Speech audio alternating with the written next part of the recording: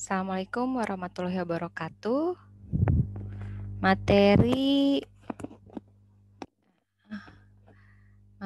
pengetahuan bahan agroindustri hari ini adalah mengenai minyak atsiri. Ya. Nah, minyak atsiri itu apa? Jadi minyak atsiri ini merupakan zat cair yang mudah menguap, mempunyai rasa yang getir, berbau wangi sesuai dengan bau tanaman penghasilnya, dan umumnya larut dalam pelarut organik dan tidak larut dalam air.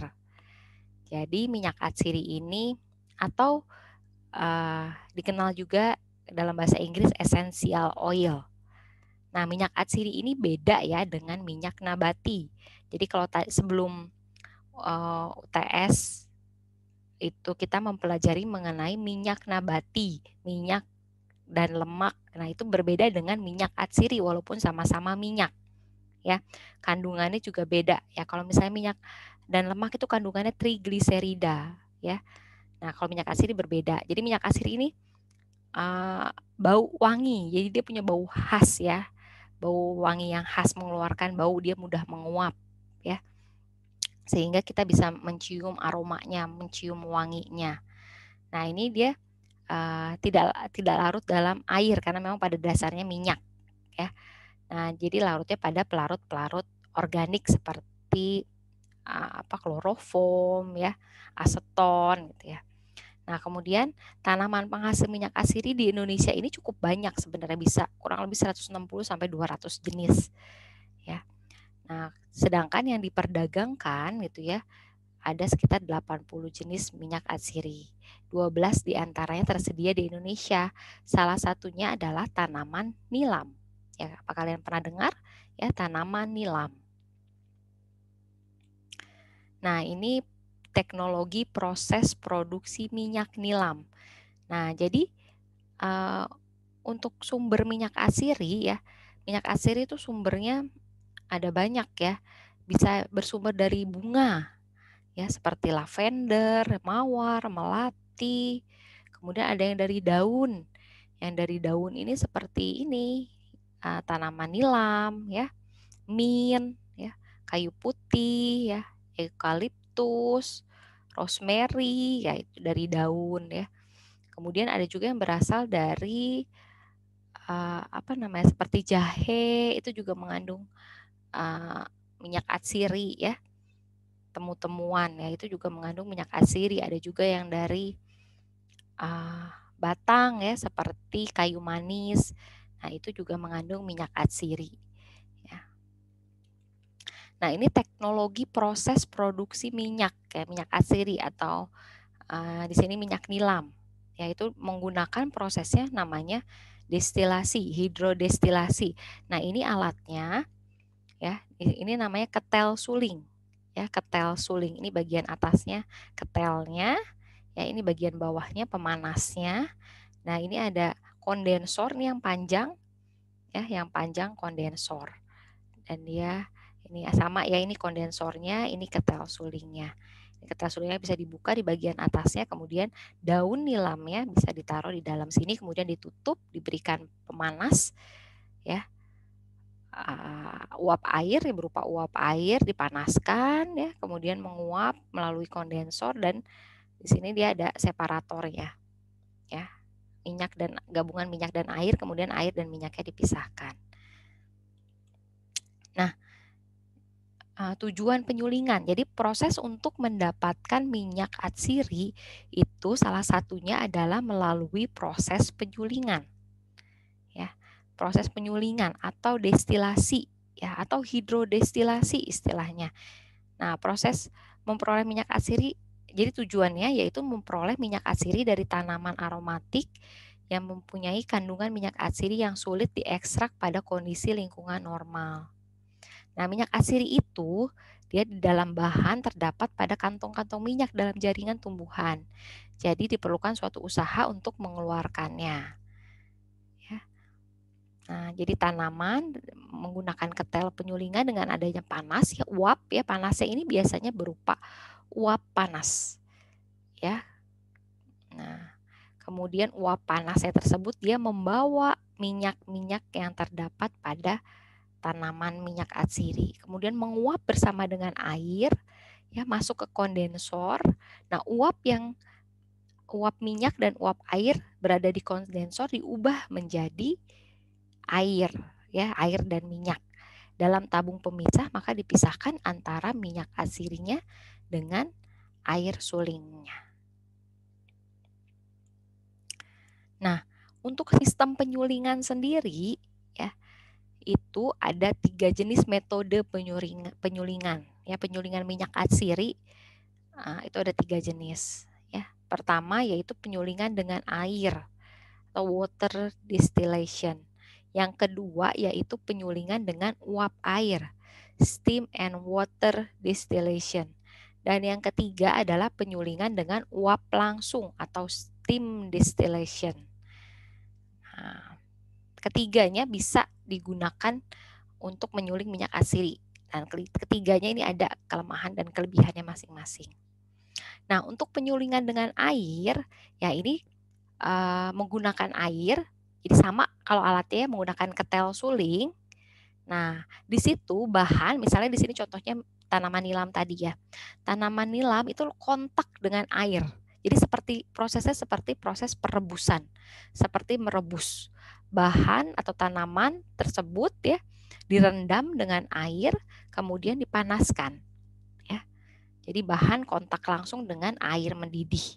Nah, kemudian dipanaskan, nanti airnya mendidih, kemudian menguap akan membawa minyak, gitu ya. Nah, jadi di sini pada proses penyulingan dengan air ini itu ketel suling harus dicek. Ya, apakah airnya masih ada atau airnya sudah menguap semua gitu ya. Nah, kemudian bahannya juga harus tersebar secara merata di dalam ketel suling ya. Nah, tapi untuk jenis tanaman tertentu seperti di sini contohnya kayu manis, ternyata dengan merendamnya dengan air pada suhu tinggi bisa menyebabkan getahnya ikut keluar, mengental dan menempel pada ketel sehingga bisa mengganggu proses penyulingan ya. Nah, pada metode ini ya proses penyulingan dengan air ternyata waktu penyulingannya dibutuhkannya sangat lama ya sehingga energi panas yang dibutuhkan lebih besar. Untuk keuntungannya itu desainnya sederhana ya, seperti halnya kita mau merebus air gitu ya. Desainnya sederhana sehingga biaya untuk pembuatannya lebih murah. Nah, di sini contohnya di sini ada sumber panasnya di bagian bawah. Ya, di sini ketel sulingnya di sini air maupun bahannya ada di satu tempat yang sama.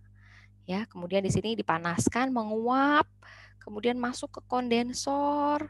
Ya, di kondensor ini fungsinya kondensor adalah mengubah uap ya menjadi air. Jadi kan setelah di sini dipanaskan kan berupa uap ya, uap minyak dan uap air. Kemudian di sini didinginkan, di kondensor didinginkan sehingga uapnya itu berubah menjadi air dan minyak. Dan di sini akan terpisah di separator, minyak akan berada pada bagian atas, sedangkan air akan berada pada bagian bawah. Ya, ini prosesnya untuk penyulingan dengan air.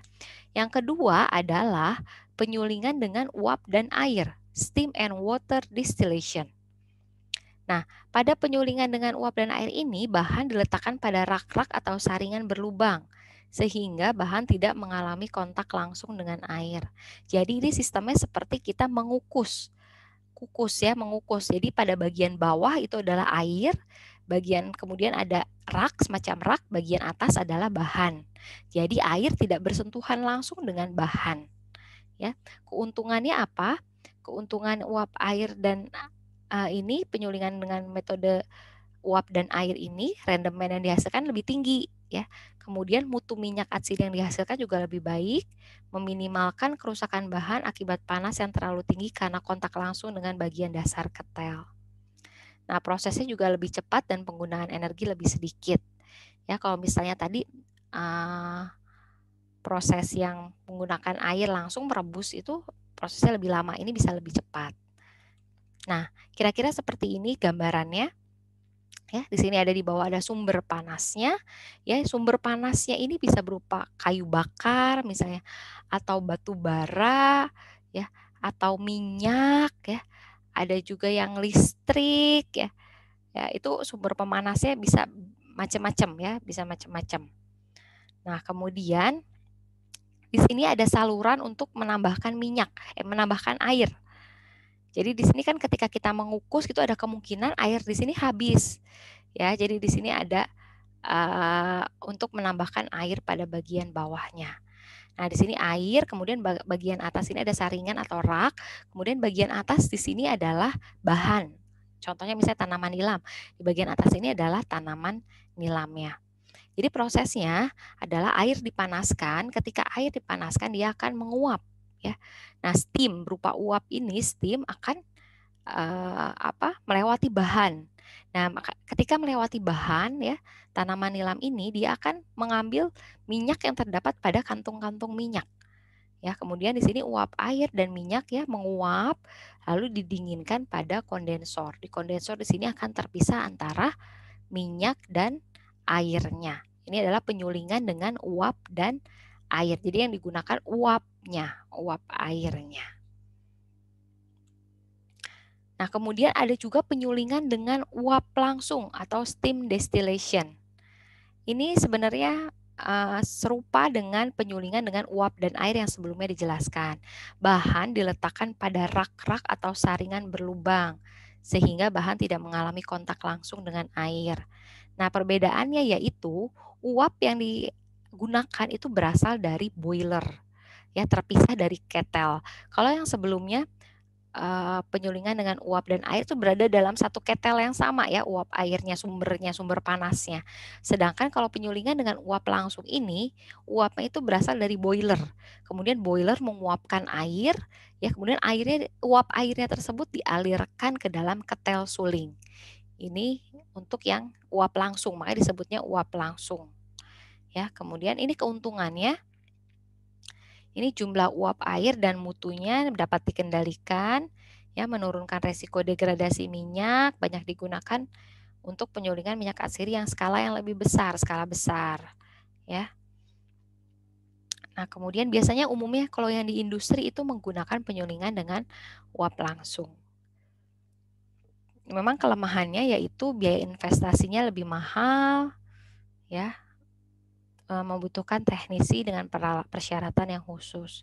Tapi di sini dia bisa lebih cepat ya. Kalau misalnya tadi untuk uap air, untuk penyulingan minyak nilam, tanaman nilam misalnya, dengan metode penyulingan air itu bisa membutuhkan waktu 12 jam ya. Tapi dengan penyulingan uap dan air ya, yang metode kukus itu bisa dikurangi menjadi 8 jam. Nah, dengan metode penyulingan langsung ini bisa dikurangi lagi, bisa sampai 4 sampai 6 jam. Gitu ya. Jadi lebih cepat proses penyulingannya. Nah, ini prosesnya menggunakan boiler ya. Ini boilernya berada di tempat yang terpisah dari ketel suling. Ya. Boiler ini diisi oleh air ya, kemudian dipanaskan, sumber panasnya bisa macam-macam, kayu bakar, batu bara, minyak, dan lain sebagainya gitu ya. Dipanaskan airnya, kemudian uap air dalam boiler ini akan menguap ya menuju ke ketel suling.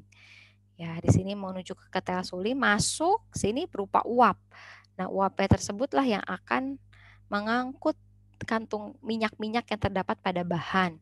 Kemudian di sini sama ya, kalau di sini masuk ke kondensor didinginkan, kemudian menjadi uap dan air, kemudian dipisahkan pada separator. Nah, bisa dilihat di sini pada pipa ya, pipa yang menuju ke ketel suling dari boiler di sini terdapat valve. Nah, di sini pada valve ini kita bisa mengatur berapa banyak steam atau uap air yang akan masuk gitu. Jadi bisa juga biasanya di awal tekanannya rendah, kemudian semakin lama tekanannya semakin tinggi sehingga panasnya lebih tinggi ya. Kalau suhunya tekanan pada metode air dan metode uap air itu tekanannya maksimal adalah 1 atmosfer ya.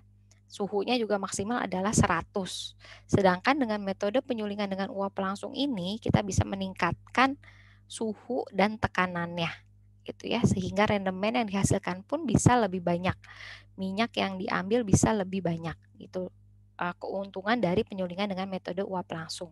Hanya saja harus kita perhatikan bahwa penggunaan suhu dan tekanan yang lebih tinggi bisa mengakibatkan kerusakan juga pada minyak gitu, bisa mengakibatkan warna minyaknya berubah menjadi kecoklatan atau bahkan hitam gosong gitu ya. Jadi memang pada penyulingan dengan uap langsung ini kita harus mengetahui sebenarnya berapa suhunya, suhu yang paling baik digunakan pada proses penyulingan, suhu dan tekanan terutama. Nah, ini hal-hal yang harus diperhatikan dalam pendirian unit penyulingan. Ya, harus ada ketersediaan air bersih, lalu bagaimana dengan sumber energinya, akses transportasi, tenaganya, dekat dengan sumber bahan baku atau tidak, karena minyak atsiri itu, tanaman yang mengandung minyak atsiri itu harus dipanen pada pagi hari atau sore hari ya, pada saat cuacanya belum terlalu panas, karena dia mudah menguap, ya itu kan mengurangi rendemen. Jadi ada baiknya tempat penyulingan itu harus dekat dengan bahan baku ya, karena setelah dipanen ya paling tidak memang harus diangin-anginkan ya, harus dikeringkan, ada juga yang harus melalui proses pengeringan. Nah, kemudian baru disuling. Nah, kapasitas produksinya juga berapa ukurannya, ukuran ketelnya, jenis tanamannya harus dipastikan ya. Tuh, jarak bahan baku dengan unit penyulingan, kemudian penanganan pasca panen bahan bakunya ya, karena sebelum mengalami proses penyulingan, bahan baku ini biasanya mengalami proses pendahuluan terlebih dahulu, seperti perajangan, pemotongan, penghancuran ya, atau bahkan juga pengeringan dan lain sebagainya.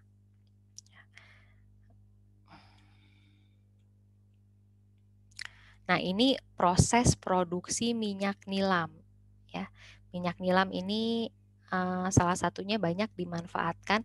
Jadi minyak atsiri ini banyak dimanfaatkan sebagai pewangi, sebagai pengharum ya. Pewangi pada produk-produk kosmetik, pewangi pada produk personal care ya. Banyak juga bisa digunakan juga pada makanan, itu adalah sebagai flavor ya, sebagai flavor. Nah, di sini salah satu contohnya adalah proses produksi minyak nilam. Nah, minyak nilam ini diperoleh dengan menyuling atau mengekstraksi daun nilam kering. Yang harus diperhatikan adalah umur petik daun yang tepat, penanganan pasca panen daun, dan pelaksanaan penyulingan minyak melalui prosedur yang benar. Nah, persiapan untuk bahan baku nilam ini diantaranya apa? Ada pengecilan ukuran ya, dengan diiris, dipotong atau dirajang ya. Nah, ini fungsinya yaitu agar kelenjar minyak ya, karena kelenjar minyak itu terdapat di dalam bahan gitu ya, itu bisa terbuka sehingga bisa sebanyak mungkin pada proses penyulingan itu minyak bisa memudahkan pengeluaran dari minyak atsiri. Ya. Juga meningkatkan volume bahan yang masuk ke dalam ketel sehingga lebih banyak bahan yang bisa masuk. Kemudian ada juga pelayuan dan pengeringan. Tujuannya adalah untuk menguapkan sebagian air dalam bahan sehingga proses penyulingan berlangsung lebih mudah dan lebih singkat. Kadar air daun terbaik adalah sekitar 15%. Ya, jadi ketika ada beberapa penelitian yang sudah membuktikan bahwa penyulingan yang dilakukan terhadap tanaman nilam yang sudah dikeringkan dengan yang masih segar ya, itu lebih banyak rendemennya untuk tanaman nilam yang sudah dikeringkan ya. Jadi minyaknya, airnya, kelebihan air di dalam bahannya sudah diuapkan terlebih dahulu. Lagi pula tanaman nilam yang masih segar itu lebih rentan atau lebih mudah mengalami kerusakan, sehingga akan lebih baik jika dikeringkan terlebih dahulu. Tapi pengeringannya pun tidak terlalu ekstrim ya, kadar airnya biasanya 15%. Ya, karena kalau misalnya terlalu ekstrim gitu ya, itu juga bisa mengurangi rendemen dari minyak nilamnya, juga ikut menguap. Jadi ketika proses pelayuan atau pengeringan ini juga biasanya tidak dilakukan di langsung matahari ya, tapi biasanya ditutup bagian atasnya ya. Kemudian ya, tanaman nilamnya dihamparkan atau bisa digantung-gantung. Nah, ini tahapan daun nilam ya, dikeringkan di panas matahari ya. Biasanya dengan diberikan bagian atasnya itu ditutupi, jadi dia tidak langsung mengenai panas matahari karena itu bisa langsung kering ya. Tapi bisa juga menggunakan pengering buatan ya. Kemudian diangin-anginkan dengan cara membuka semua jendela rumah ya. Kemudian ketinggiannya juga pada saat proses pengeringan juga tidak boleh terlalu tinggi gitu ya. Nah, supaya bagian bawah juga terkena ya. Karena terkadang bagian bawahnya kemudian masih lembab ya. Nah, dianjurkan tidak menyimpan daun nilam kering lebih dari 1 minggu karena dapat menurunkan produksi minyaknya. Nah, ini penyulingan daun nilam ya. Penyulingannya biasanya menggunakan metode uap langsung, yaitu yang akan memberikan hasil yang paling optimal. Nah, jadi daun segar tadi bisa menghasilkan rendemen yang rendah. Ya, karena hanya minyak di permukaan daun yang dapat keluar, tetapi minyak yang ada di bagian dalam akan sulit keluar karena terhalang oleh kandungan air yang terdapat dalam bahan. Nah, ini biasanya daun ya, kalau misalnya pada tanaman nilam, itu rendemen paling besar terdapat pada daun. Sedangkan untuk pada batang itu dia lebih sedikit rendemennya. Tapi ketika proses penyulingan minyak nilam itu sebaiknya mencampur antara daun dengan batang, tapi batangnya tidak terlalu banyak ya, karena hanya akan memberikan rendemen yang sedikit gitu ya. Nah, daun dan ranting dicampur dengan perbandingan kira-kira 2 bagian daun dan 1 bagian ranting. Nah, ini tujuannya supaya jadi tetap harus dicampur gitu ya, walaupun ranting itu sebenarnya rendemennya sangat kecil sekali gitu ya. Karena tujuannya supaya daun tidak bertumpuk terlalu rapat dan menyulitkan uap air masuk ke dalamnya. Jadi kalau isinya daun semua kan daun dengan daun itu menempel ya, sehingga menyulitkan uap air untuk masuk ke dalamnya. Sedangkan jika mengandung ranting itu akan memudahkan uap air masuk ke celah-celah tumpukan dan membawa kandungan minyak atsiri ke kondensor atau pendingin, sehingga ini dapat menghasilkan minyak lebih optimal. Nah, ini faktor-faktor yang menentukan hasil penyulingan, diantaranya yaitu jenis dan penanganan bahan baku ya, bahan bakunya harus tadi proses pengeringan, perajangan ya, bahkan kadang kalau untuk minyak pala ya itu harus bisa dikecilkan ukurannya dengan menggunakan mesin ya. Kemudian jenis dan distribusi debit uap yang digunakan.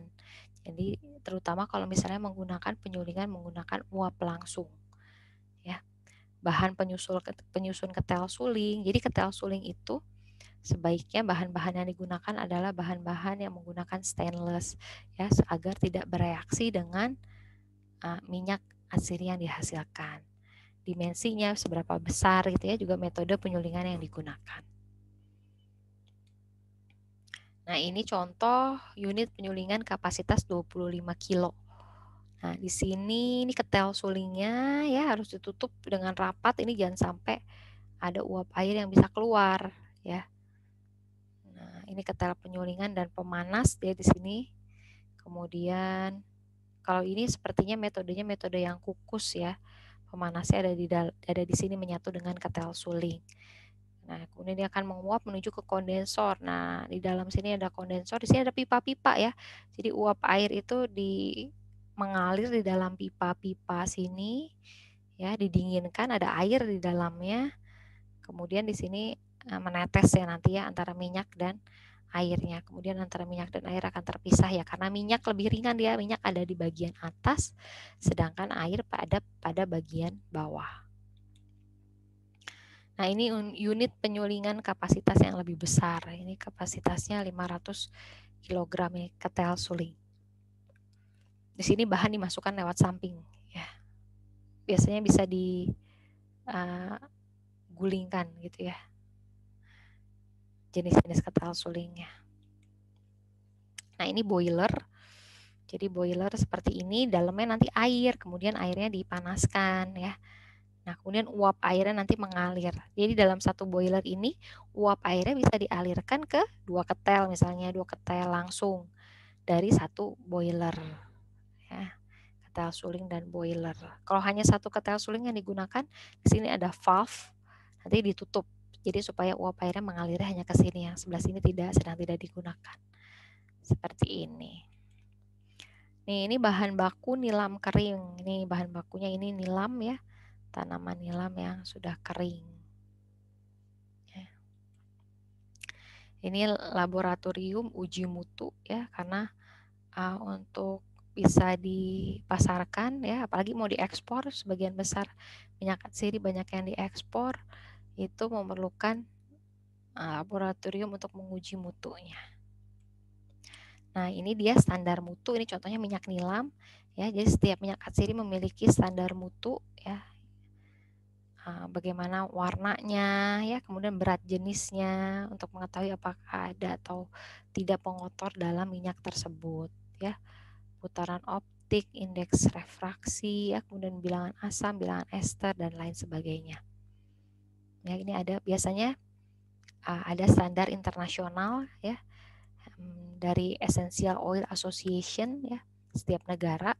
Nah, kalau misalnya di Indonesia itu biasanya standar nasional Indonesia atau SNI.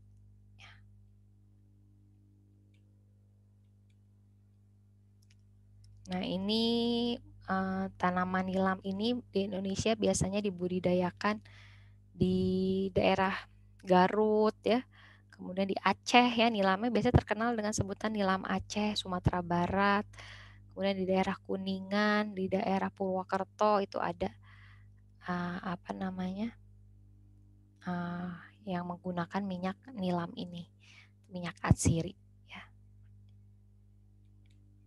Nah, aplikasinya untuk apa? Aplikasinya di sini contohnya untuk minyak nilam ya, untuk industri makanan ya, sebagai bahan penyedap dan penambah cita rasa atau flavor ya, biasanya flavor. Kemudian industri bahan pengawet bahkan bisa dimanfaatkan sebagai insektisida.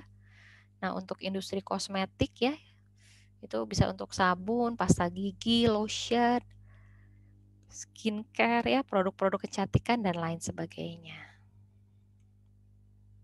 Untuk industri parfum ya atau pewangi, jadi untuk mengharumkan kamar ya, atau aromaterapi ya, juga bisa pada parfum biasanya digunakan sebagai pengikat wangi. Jadi wanginya jika kita menambahkan minyak nilam, wanginya akan menjadi lebih tahan lama. Nah, untuk industri farmasi ini bisa dimanfaatkan sebagai antiseptik, ya, anti jamur, anti jerawat, juga berbagai macam fungsi sebagai obat ya.